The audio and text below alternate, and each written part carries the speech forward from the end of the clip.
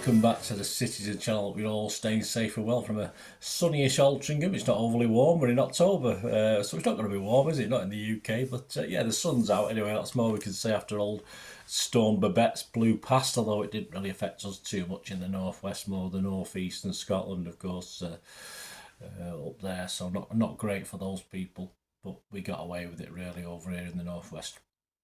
So today we've got I Didn't Know That, and we're going to have a look. Great programme cover, as you imagine, and one of my favourites of the season.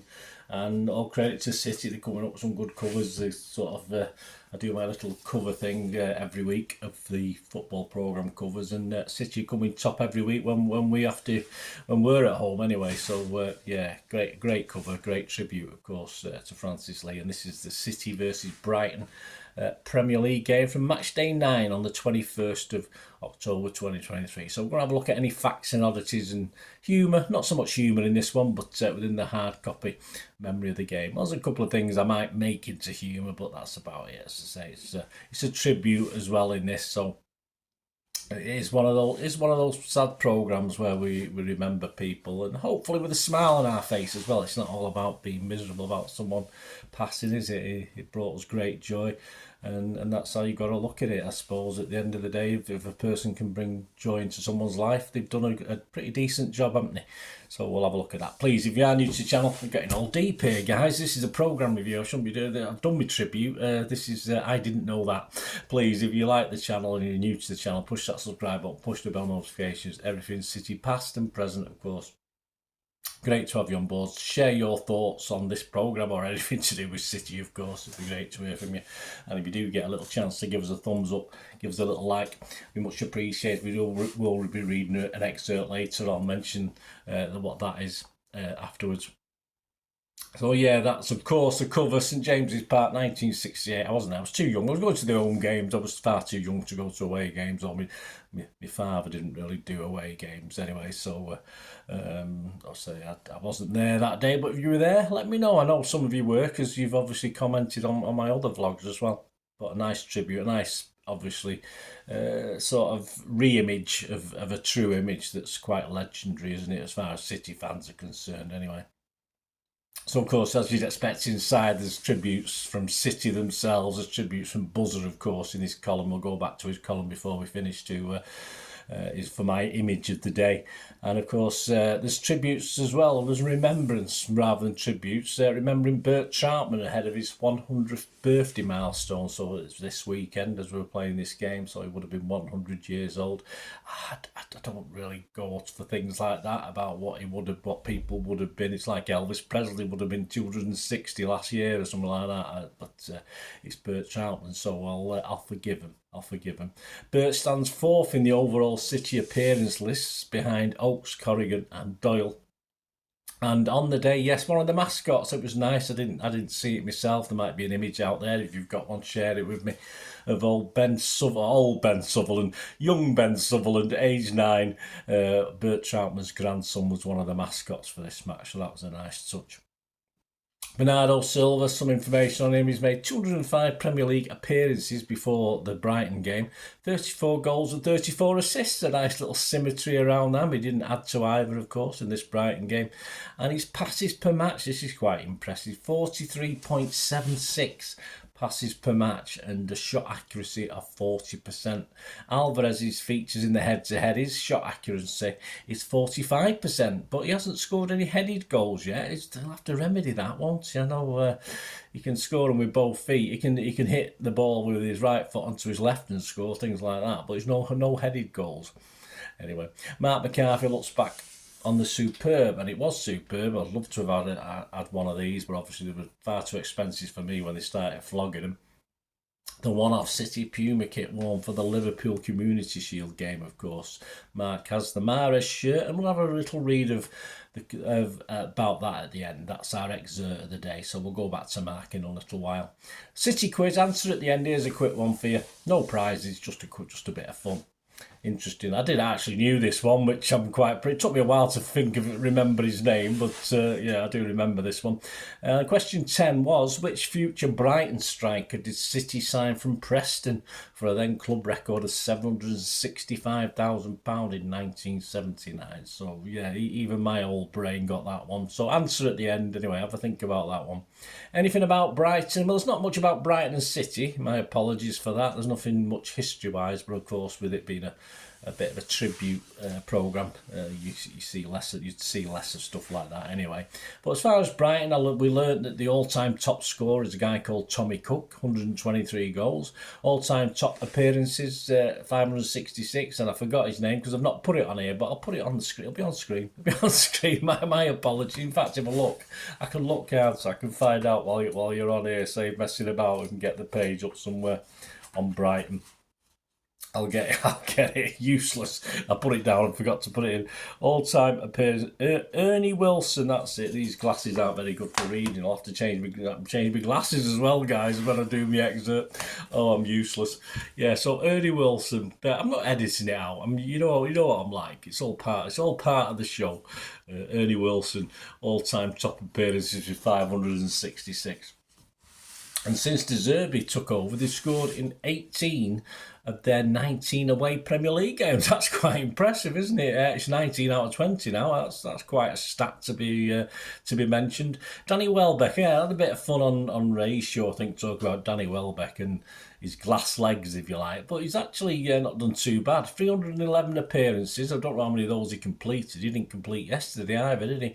But age 32. He's from Longsight originally, of course. And he scored 20 goals with his head out of the 63, so almost a third of his goals he has scored, 63 goals he scored with his head. And his shot accuracy, not as good as old Alvarez, but 40% shot accuracy. That's not bad, is it? Image of the day, as I said, there we go, it's up on screen. I'll put it up on screen. This is from Buzzer's column and his tribute, of course, to his best mate, or one of his busy mates, Francis Lee. And it's just, we've seen with the arms out, obviously the picture, I've got some papers there with it in at the ground, some newspaper cuttings, etc. But I don't think I've seen that one from behind. I'm not aware of it anyway. I might have seen it and forgot about it, but it's a great picture from obviously behind him in the director's box. So I like that. So that's my image of the day taken from Francis Lee from behind him in the director's box. I like that one.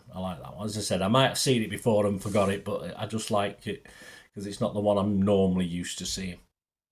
So back to the excerpt. Marc McCarthy. I will swap glasses because I don't think I'll be able to read with these glasses. They're supposed to be the same magnification, but I do have trouble, and I've never understood why. So I'll just swap to me older glasses, which are better for reading, and we'll have a little readout from the kitted out Marc McCarthy column, of course, in the programme, and it's about Puma. It's about when Puma did this special kit for the 2019-20 season Community Shield. So we'll have a quick read of an excerpt from that. Puma has been a fairly consistent presence providing kits to one of the big six clubs each season apart from 2012-13 and 13-14. City's Puma deal followed 2 seasons with Spurs, 2011-12, and 5 seasons with Arsenal. With the new manufacturer's deal coinciding with the club's 125th anniversary, they would produce a one-off home shirt which was to be influenced by the 1970s Umbro look. It was a great kit. To mark the official deal launch, a specially designed commemorative anniversary kit was unveiled to be worn by the men's first team when we took on Liverpool in the Community Shield at Wembley on Sunday the 4th of August 2019. The launch featured a host of past and present Blues with Mika Richards, Tommy Doyle, Tony Buck, DiMaggio, Wright Phillips, Paul Dickoff, Cole Palmer and Mike Somerville all taking part in the unveiling. The new shirt proved to be a huge success with fans and was quickly snapped up, getting the Puma deal off to a great start. I mean, DiMaggio, Wright Phillips, I don't know who's that. I don't have DiMaggio, Wright Bradley or Sean. Is that a printing error? It might be me. Let me know, guys, if you know what that means. Anyway, got to get this Puma deal off to a great start. This one-off design number 26 shirt was worn by Riyad Mahrez. There'll be an image on the screen there for you. While the goalkeepers received a more low-key design that was just based on a standard team wear template shirt from Puma, with ironed-on name and numbers. Marc was originally selected to start the fixture, but I might have knew this but forgot it. Marc was originally selected to start the fixture, but City officials were concerned with the tablet it had been given while away on international duty with Algeria, insisting he was checked by the medical team as a precaution before he played again. Leroy Sané, who had virtually agreed his move to Bayern Munich, I wondered why he played, replaced him, and in true City style was injured in the first 10 minutes. Well, we know that, don't we? So he had to wait a full year before he completed the transfer. And as it happens, the Mahrez test came back completely clear, so he could have actually started the fixture, which we won after a penalty shootout in the August sunshine. Yeah, that was a good day. It's always good to beat Liverpool. It's always good to beat Liverpool at Wembley, isn't it? So there you go. Thanks to Marc McCarthy, their great column, of course, and at Marc MMMAC on Twitter, of course, where you can get all his information from Marc. Fantastic stuff. Right, before we go, the answer to the quiz. Did you get it? Did you get it? Which future Brighton striker did City sign from Preston for a then club record of £76,000 in 1979? Well, of course, it's all... didn't like Mick, did he? Michael Robinson. I think I've done a number 9 feature on Michael Robinson in my vlogs. Seek out if I have. I think I have City's number 9s. I'm sure I've done Michael Robinson. It might be stored up in my library or whatever, but seek that out. If it's there, it'll be there. So there you go. Not the smoothest running vlog, guys, but I hope you enjoyed it. I hope you enjoyed this issue. I didn't know that. It makes it a bit more fun when it doesn't run smooth. And as I said, I'm not going to go back and edit stuff. I'll just stick it out there because that's part of... I do it live and try and keep the editing to a minimum because I don't have a lot of great equipment to do the editing. So not like some of these other guys where the screen will suddenly jerk or stop and jerk, and obviously you see where they've done the cuts. But I do it occasionally, a few times. But I like to get through them, errors and all. But as a DiMaggio, right, Phillips? Let me know, guys. I haven't got time to look it up. Let me know what you know about that because I'm a bit puzzled by that one. But hey, there you go.